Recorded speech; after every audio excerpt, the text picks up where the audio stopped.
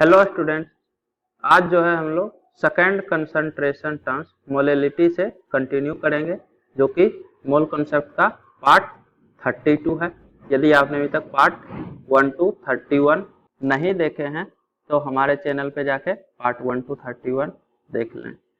तो मोलेलिटी क्या होता है? ये एक्चुअली में होता है number of moles of solute dissolved in 1 kg solvent. तो 1 kg सॉल्वेंट में कितना मोल सोल्यूट का डिजॉल्व है, यही आपका मोलेलिटी कहलाता है।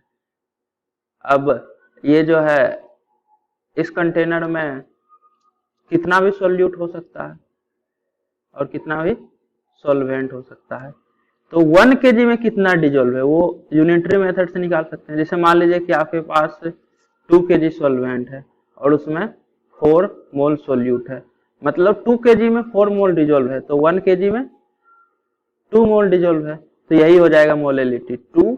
और स्मॉल एम से मोलेलिटी को डिनोट करते हैं। मतलब अगर 2 kg में 4 मोल डिजॉल्व है तो पर kg 2 मोल सोल्यूट डिजॉल्व है। तो मोलेलिटी का फॉर्मूला होगा number of mole of solute divided by weight of solvent to be taken in kg. मतलब कितना केजी सॉल्वेंट में कितना नंबर ऑफ मोल डिजॉल्व है।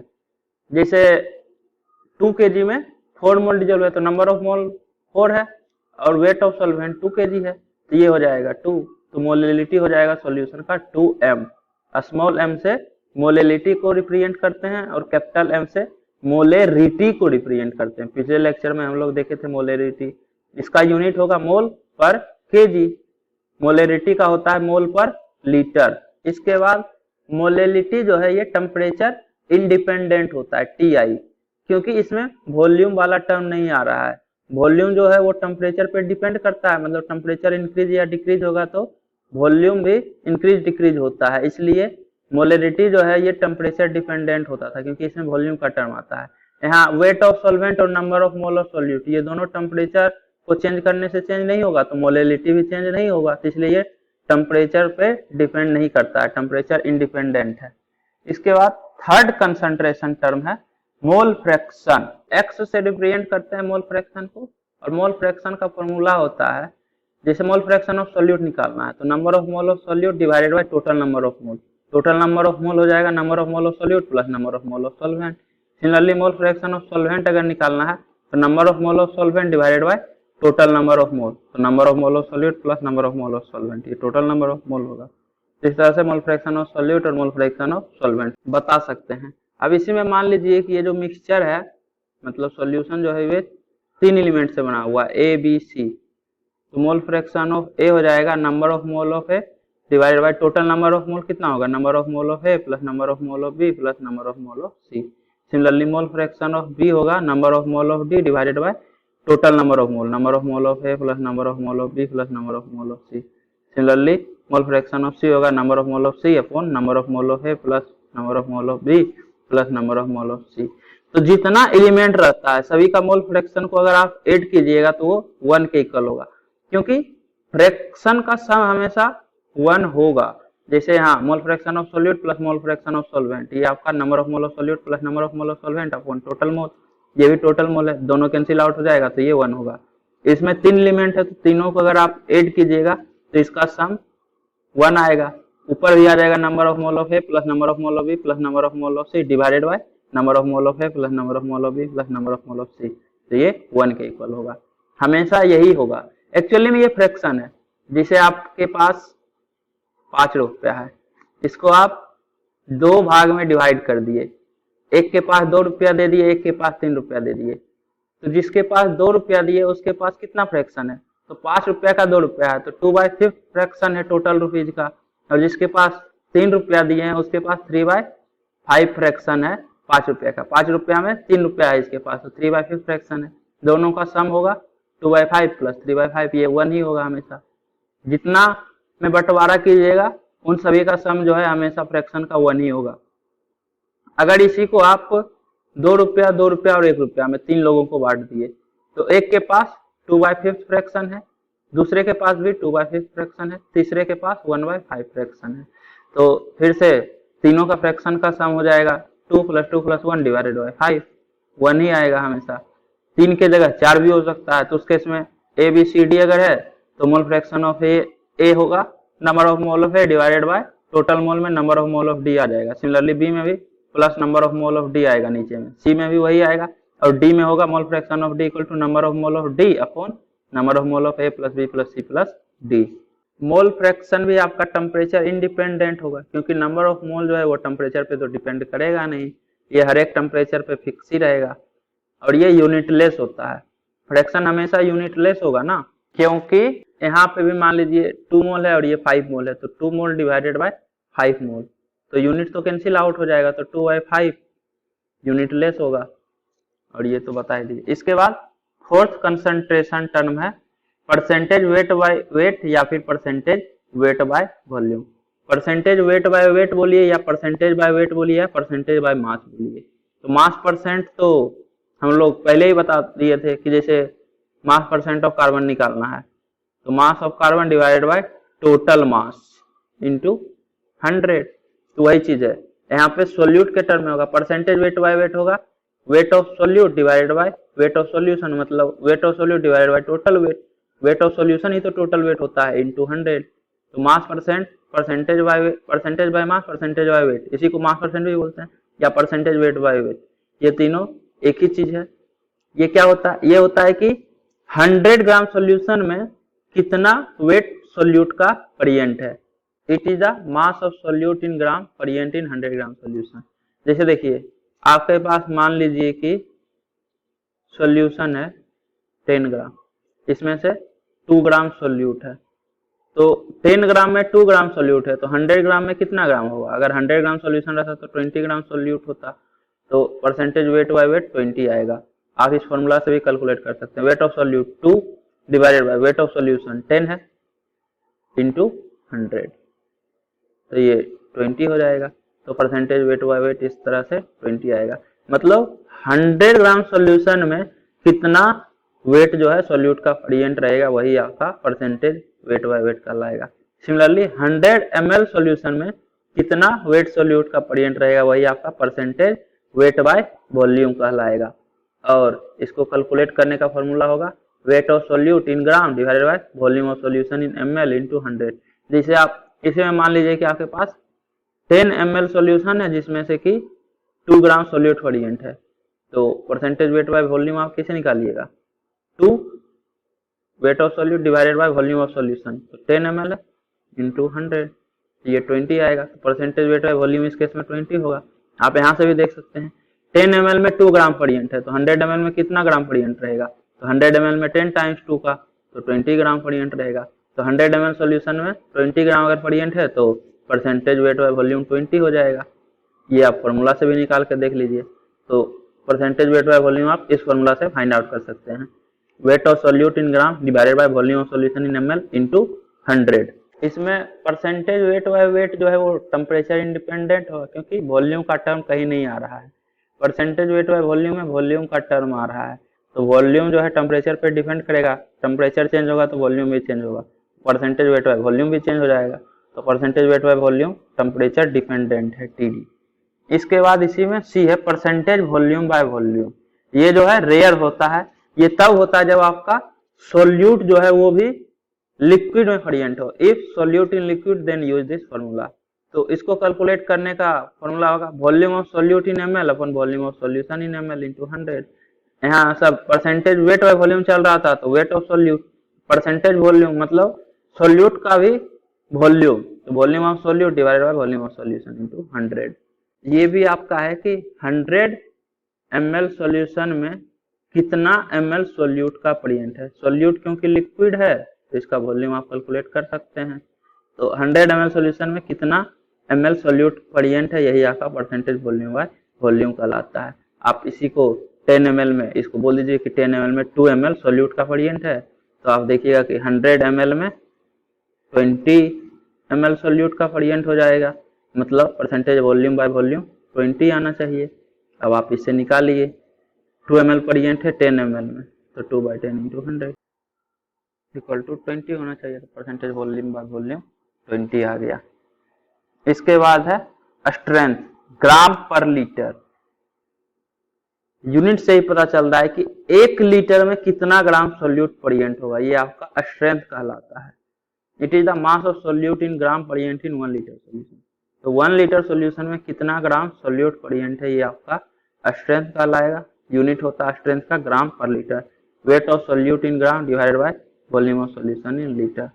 जैसे इसी को ये जो परसेंटेज वेट माने थे कि 10 ml में 2 ग्राम सोल्यूट प्रेजेंट है, तो 1000 ml में कितना ग्राम सोल्यूट प्रेजेंट होगा। 100 टाइम्स कर रहे हैं वॉल्यूम को, तो सोल्यूट भी 100 टाइम्स हो जाएगा, तो 1000 ml में 200 ग्राम सोल्यूट प्रेजेंट रहेगा। तो स्ट्रेंथ आपका आ जाएगा 200। आप इससे निकालिए wait of solute in gram. Wait of solute है आपके पास 2 divided by volume of solution in litre. तो वॉल्यूम आपके पास है 10 ml, तो ये कितना लीटर होगा, 10 डिवाइडेड बाय 1000, तो 1000 ऊपर चला जाएगा। तो ये एक्चुअली में 2 into 100 आएगा। तो इस तरह से स्ट्रेंथ का वैल्यू 200 आ रहा है। वही तो है कि 1 लीटर सोल्यूशन में कितना ग्राम सोल्यूट का प्रेजेंट है। 200 ग्राम सोल्यूट प्रेजेंट रहेगा 1 लीटर सोल्यूशन में, तो स्ट्रेंथ आएगा 200। अब ये जो वेट ऑफ सोल्यूट है, इसको आप लिख सकते हैं number of mole of solute into gram molecular मास। एक मोल का मास और कितना नंबर ऑफ मोल है, तो वेट हो जाएगा number of mole into gram molecular mass divided by volume of solution in litre. अब number of mole of solute divided by volume of solution in litre, ये मोलरिटी होता है। तो स्ट्रेंथ होगा molarity into gram molecular mass. तो molarity अगर दिया हुआ है तो उससे भी आप स्ट्रेंथ निकाल सकते हैं, अगर ग्राम मोलिकुलर मास आपको पता हो तब। इसके बाद नेक्स्ट है पार्ट्स पर मिलियन, पीपीएम।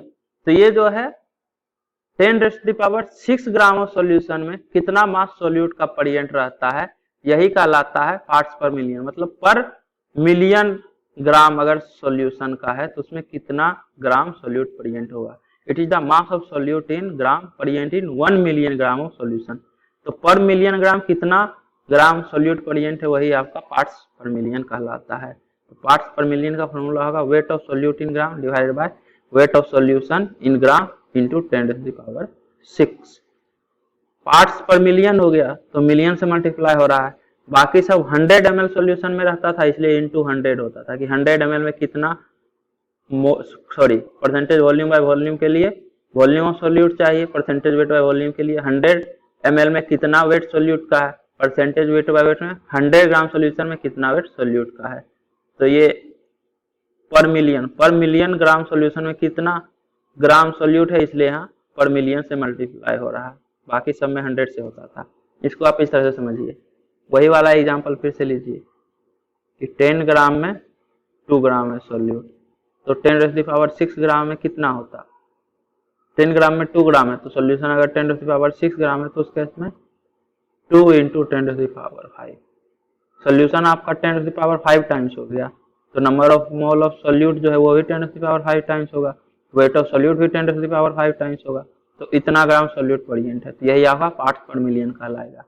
इसको आप इस फॉर्मूला से भी निकाल सकते हैं, weight of solute in gram 2 divided by weight of solution 10 into 10⁶। तो ये जो है 2 इंटू 10⁵ आएगा। वही तो है 10⁶ ग्राम सॉल्यूशन में 2 इंटू 10⁵ ग्राम सोल्यूट है, तो पीपीएम होगा 2 इंटू 10⁵। इसके बाद है इंटर कन्वर्जन मतलब जैसे आपके पास कुछ दिया हुआ है, मोलेलिटी दिया हुआ है, अब मोलेलिटी फाइंड आउट करना है, percentage weight by weight find out करना है, या कोई भी एक कंसंट्रेशन टर्म दिया हुआ है दूसरा फाइंड आउट करना है, तो क्या करेंगे। तो उसमें क्या होता है कि दो है, एक तो टेम्परेचर डिपेंडेंट है, दूसरा टेम्परेचर इंडिपेंडेंट है। तो अगर टेम्परेचर डिपेंडेंट दिया हुआ है उससे टेम्परेचर इंडिपेंडेंट फाइंड आउट करना है, या टेम्परेचर इंडिपेंडेंट दिया हुआ है और टेम्परेचर डिपेंडेंट वाला फाइंड आउट करना है, तो उस केस में आपको डेंसिटी ऑफ सॉल्यूशन का जरूरत पड़ेगा। अगर डेंसिटी ऑफ सॉल्यूशन दिया हुआ नहीं रहेगा तो आप टेम्परेचर इंडिपेंडेंट कंसंट्रेशन टर्म से temperature dependent concentration term find out नहीं कर सकते हैं। जैसे मोलेलिटी दिया हुआ है, तो मोलेलिटी जो है ये टेम्परेचर इंडिपेंडेंट होता है, और मोलेरिटी फाइंड आउट अगर करना है तो ये जो है टेम्परेचर डिपेंडेंट होता है। तो इस केस में आपको डेंसिटी ऑफ सॉल्यूशन पता होना चाहिए, अगर डेंसिटी ऑफ सॉल्यूशन पता नहीं रहेगा तो आप मोलेलिटी से मोलेरिटी फाइंड आउट नहीं कर सकते हैं, या फिर मोलेरिटी अगर पता है और डेंसिटी ऑफ सॉल्यूशन पता नहीं है तो आप मोलेलिटी फाइंड आउट नहीं कर सकते हैं। टेम्परेचर डिपेंडेंट से टेम्परेचर इंडिपेंडेंट या टेम्परेचर इंडिपेंडेंट से टेम्परेचर डिपेंडेंट अगर फाइंड आउट करना है तो आपको डेंसिटी ऑफ सॉल्यूशन पता होना ही चाहिए। इसी में अगर टेम्परेचर D1 से टेम्परेचर D2, कहने का मतलब टेम्परेचर डिपेंडेंट वाला कंसंट्रेशन टर्म आपका मोलेरिटी है, टेम्परेचर डिपेंडेंट वाला कंसंट्रेशन टर्म आपका परसेंटेज वेट बाय वॉल्यूम है। तो दोनों टेम्परेचर डिपेंडेंट है तो उस केस में आपको डेंसिटी का जरूरत नहीं पड़ेगा, मतलब मोलेरिटी से आप percentage weight by volume find out कर सकते हैं बिना डेंसिटी ऑफ सॉल्यूशन के। सिमिलरली टेम्परेचर इंडिपेंडेंट से टेम्परेचर इंडिपेंडेंट वाला भी आप फाइंड आउट कर सकते हैं, इसके लिए डेंसिटी ऑफ सॉल्यूशन जरूरी नहीं है। मतलब अगर मोलेलिटी दिया हुआ है और आपको मोल फ्रैक्शन फाइंड आउट करना है सॉल्यूट का या सॉल्वेंट का, तो उसके लिए आपको डेंसिटी ऑफ सॉल्यूशन का जरूरत नहीं पड़ेगा। टेम्परेचर इंडिपेंडेंट TI1 मतलब जो फर्स्ट कंसंट्रेशन टर्म है वो अगर टेम्परेचर इंडिपेंडेंट है और इससे आपको second concentration term find out करना है जो कि टेम्परेचर इंडिपेंडेंट ही है, तो आपको डेंसिटी ऑफ सॉल्यूशन का जरूरत नहीं पड़ेगा, लेकिन डिपेंडेंट से इंडिपेंडेंट के लिए जरूरत पड़ेगा। अब हम लोग डायरेक्ट रिलेशन देखेंगे फॉर इंटर कन्वर्जन के लिए, मतलब मोलेरिटी से मोलेलिटी आप डायरेक्ट कैसे फाइंड आउट कर सकते हैं, परसेंटेज वेट बाय वेट या परसेंटेज वेट बाय वॉल्यूम से मोलेरिटी कैसे फाइंड आउट कर सकते हैं, या मोलेरिटी दिया हुआ है तो परसेंटेज वेट बाय वेट या फिर परसेंटेज वेट बाय वॉल्यूम कैसे फाइंड आउट कर सकते हैं। तो इसका डायरेक्ट फॉर्मूला है, अगर आप याद रख सकते हैं तो अच्छी बात है, अगर याद नहीं रखिएगा तो भी काम चल जाएगा। हम बताएंगे किस तरह से हम लोग मोलेलिटी अगर दिया हुआ है तो मोलेलिटी फाइंड आउट करेंगे। तो देखिए मोलेलिटी इक्वल टू होता है 1000 into molarity divided by 1000 into density of solution minus molarity into molecular mass of solute. तो देखिए मोलेलिटी से मोलेरिटी के लिए डेंसिटी ऑफ सॉल्यूशन का जरूरत पड़ेगा, फॉर्मूला में भी आ रहा है। टेम्परेचर इंडिपेंडेंट और टेम्परेचर डिपेंडेंट, टेम्परेचर डिपेंडेंट से टेम्परेचर इंडिपेंडेंट वाला टर्म हम लोग फाइंड आउट कर रहे हैं, या इसका उल्टा भी बोल दें, अगर हमको मोलेलिटी ही दिया हुआ रहता तो मोलेलिटी आप निकाल सकते थे, मोलेलिटी इक्वल टू इस फॉर्मूला में आप मोलेलिटी का वैल्यू रख दीजिए, यहाँ x यहाँ x, बाई दिया हुआ है, डेंसिटी ऑफ सॉल्यूशन आपको पता होना चाहिए तभी आप निकालिएगा, और मोलिकुलर मास ऑफ सॉल्यूट भी पता होना चाहिए। तो इस तरह से मोलेलिटी और मोलेरिटी आप फाइंड आउट कर सकते हैं अगर कोई भी एक दिया हुआ है तो। अगर परसेंटेज वेट बाय वेट या परसेंटेज वेट बाय वॉल्यूम दिया हुआ है और आपको मोलेरिटी फाइंड आउट करना है तो उसका फॉर्मूला होता है molarity equal to percentage weight by weight into density of solution into 10 divided by molecular mass of solute. Molarity equal to होता है percentage weight by volume into 10 divided by molecular mass of solute. अगर percentage weight दिया हुआ है और percentage weight by volume निकालना है तो आप सीधा परसेंटेज वेट बाय वेट को डेंसिटी ऑफ सॉल्यूशन से मल्टीप्लाई कर दीजिए, आपका परसेंटेज वेट बाय वॉल्यूम आ जाएगा। देखिए परसेंटेज वेट बाय वॉल्यूम होता है wait of solute in gram divided by volume of solution, volume of solution in ml into 100। अब परसेंटेज वेट बाय वेट होता है wait of solute in gram upon weight of solution in ml into 100।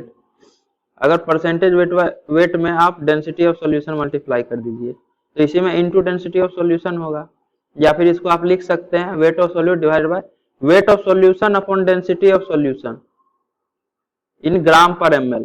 अगर wait of solution ग्राम में है तो जो volume आएगा वो ml में आ जाएगा सॉल्यूशन का, weight of solution in gram divided by density of solution in gram per ml, तो ये जो है वॉल्यूम ऑफ सॉल्यूशन आ जाएगा।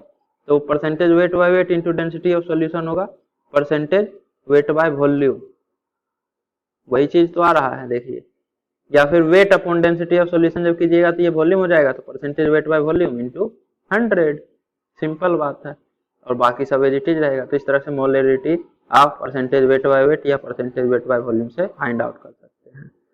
इसके बाद थर्ड है मोल फ्रैक्शन ऑफ सॉल्यूट से मोलेलिटी। तो अगर मोल फ्रैक्शन ऑफ सॉल्यूट दिया हुआ है तो मोलेलिटी आप फाइंड आउट कर सकते हैं, मोलेलिटी इक्वल टू होगा mole fraction of solute into 1000 divided by 1 minus mole fraction of solute into molecular weight of solvent या फिर मोलिकुलर मास ऑफ सॉल्वेंट। तो ये 3 इंटर कन्वर्जन फॉर्मूला है। अगर आप इसको याद कर लें तो अच्छी बात है, आप डायरेक्ट फॉर्मूला लगा के आंसर फाइंड आउट कर सकते हैं। अगर आप याद नहीं कर पाइएगा तो किस तरह से क्वेश्चन कीजिएगा ये अभी हम बताते हैं एक क्वेश्चन से। जैसे density of 2m acetic acid solution दिया हुआ है 1.2 ग्राम पर ml, मतलब एसिटिक एसिड का मोलरिटी आपको दिया हुआ है 2m और डेंसिटी पता है 1.2 ग्राम पर litre. Density of solution 1.2 gram per ml है और मोलरिटी है 2m। तो आपको molarity, mole fraction of AA, percentage weight by wait, percentage weight by volume बताना है। तो अगर फॉर्मूला पता है तब तो आप मोलरिटी इक्वल टू होगा 1000 into molarity divided by 1000 into density of solution minus molarity into molecular mass of solute. तो 1000 इंटू मतलब वैल्यू रख दिए हैं। मोलिकुलर मास सोल्यूट का 60 होगा, CH3COOH का ग्राम मोलिकुलर मास होता है 60 ग्राम। 2 कार्बन 12 इंटू 2 24, 4 हाइड्रोजन तो 1 इंटू 4 4, 2 ऑक्सीजन तो 16 इंटू 2 तो 28 प्लस 32, तो ये 60 ग्राम हो जाएगा। तो ये आपका मोलिकुलर मास है। तो इस तरह से मोलरिटी इक्वल टू आ गया डायरेक्ट फॉर्मूला से 1.85।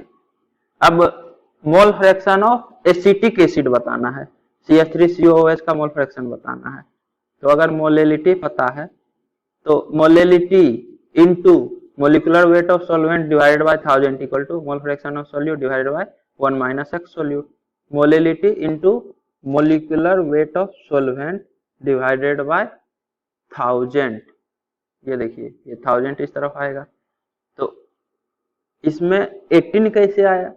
तो आपको पता नहीं है सॉल्वेंट कौन सा है, तो जनरली ये वाटर ही होता है H2O। तो H2O का मोलिकुलर वेट होगा 18 ग्राम, 1 इंटू 2 प्लस 16, तो mole fraction of solute upon 1 minus x solute. तो यहाँ से मोल फ्रैक्शन ऑफ सोल्यूट का वैल्यू आएगा, कैलकुलेट कीजिए, 1/31 के अराउंड आएगा। इसको आप इस तरह से कीजिए, 1 minus x solute upon x solute equal to 1000 divided by 18 into 1.5, ये जो है 33.3 होगा। और ये आपका 1 upon x solute minus 1 equal to this हो जाएगा। तो 1 upon x solute equal to 1000 upon 33.3 plus 1, ये जो है 30 के राउंड आएगा। तो 30 प्लस 1, तो 1 upon x solute equal to 31 होगा। तो x solute equal to 1 upon 31 हो जाएगा। इसके बाद third, percentage weight by weight. तो देखिए मोलरिटी इक्वल टू दिस, तो परसेंटेज वेट बाय वेट होगा molarity into molecular mass of solute divided by 10 divided by density of solution. तो यहाँ से molarity into molecular mass of solute CH3COOH divided by density of solution into 10, तो density of solution 1.2 और 10, तो यहाँ से 10% आया। और परसेंटेज वेट बाय वेट होगा परसेंटेज वेट बाय वॉल्यूम होगा percentage weight by weight into density of solution. तो 10 इंटू डेंसिटी ऑफ सॉल्यूशन 1.2, तो ये 12% आएगा। ये तो आप डायरेक्ट फॉर्मूला से फाइंड आउट कर लिए। अब मान लीजिए आपको फॉर्मूला पता नहीं है या याद नहीं है, तो क्या कीजिएगा? तो डेंसिटी दिया हुआ है 2m CH3COOH सॉल्यूशन का, मोलरिटी 2m है। तो आप मान लीजिए कि जो सॉल्यूशन है वो आपके पास 1 लीटर है, वॉल्यूम ऑफ सॉल्यूशन 1 लीटर है। तो अगर 1 लीटर सॉल्यूशन है तो 2m मोलरिटी का मतलब क्या हुआ कि 1 लीटर सॉल्यूशन में number of mole of CH3COOH, यही मोलरिटी कहलाता है। ये 2 दिया हुआ है, मतलब 1 लीटर सॉल्यूशन में आपके पास 2 मोल CH3COOH है। और डेंसिटी पता है 1.2 ग्राम पर ml, तो ये 1 लीटर सॉल्यूशन का वेट कितना होगा? वेट होगा डेंसिटी इंटू वॉल्यूम। डेंसिटी आपके पास 1000 ml है और वेट है 1.2 ग्राम पर ml, मतलब पर ml वेट है 1.2 ग्राम। 1 ml अगर रहता तो वेट होता 1.2 ग्राम, तो 1000 ml है तो वेट होगा 1000 into 1.2, volume into density 1000 into 1.2, तो ये आएगा 1200 ग्राम। तो ये वेट आ गया सॉल्यूशन का। अब उसमें 2 मोल सोल्यूट है, 1 मोल सोल्यूट का वेट होता है 60 ग्राम, ग्राम मोलिकुलर मास पता है, तो 2 मोल का वेट होगा 120 ग्राम। तो ये सोल्यूट है, तो सोल्वेंट कितना होगा, 12 ग्राम सोल्यूशन में 120 ग्राम सोल्यूट है, तो 1200 माइनस 120, तो 1080, इतना ग्राम सोल्वेंट है आपके पास। तो मोलेलिटी होता है number of mole of solute divided by weight of सोल्वेंट in KG. तो आपके पास इतना ग्राम है, मतलब 1.08, इतना केजी सोल्वेंट है, तो 2 divided bye 1.08 number of mole divided by weight of सोल्वेंट in KG.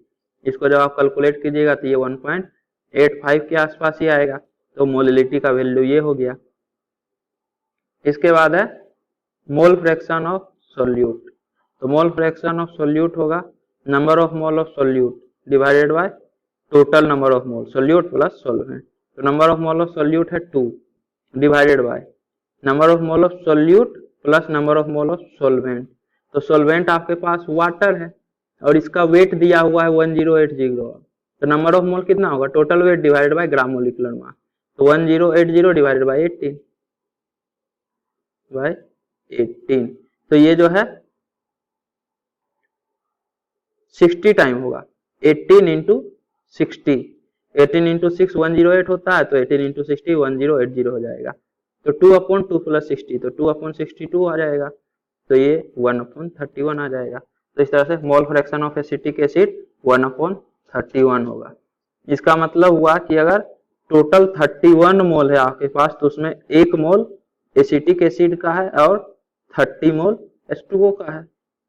Similarly mole fraction of solvent अगर पूछता तो वो 1 माइनस 1/31 होता है, क्योंकि सोल्यूट प्लस सोल्वेंट का सम जो है 1 होता है, तो मोल फ्रैक्शन ऑफ सॉल्वेंट होता है 1 minus mole fraction of solute, तो ये 30/31 हो जाता है, या फिर 1 माइनस 1/31 हो लिए। इसके बाद परसेंटेज वेट बाय वेट। तो परसेंटेज वेट बाय वेट क्या होगा, weight of solute divided by weight of solution in gram, ये weight of solution in gram होता है। तो वेट ऑफ सोल्यूट है आपके पास 120 ग्राम और वेट ऑफ सोल्यूशन है आपके पास 1200 ग्राम इंटू 100, तो 1200 से 1200 जाएगा, ये 10 टाइम्स, तो परसेंटेज वेट बाय वेट होगा 10%।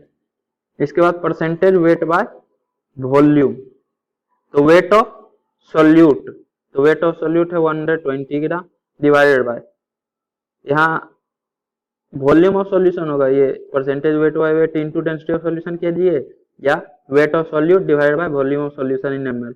तो वॉल्यूम ऑफ सॉल्यूशन 1000 ml है इनटू 100, ये इस तरह से 12% आएगा। तो अगर फॉर्मूला पता है तब तो आप डायरेक्ट फॉर्मूला से बना दीजिए, नहीं तो आप इस तरह से मान लीजिए कि आपके पास वॉल्यूम जो है सॉल्यूशन का वो 1 लीटर है।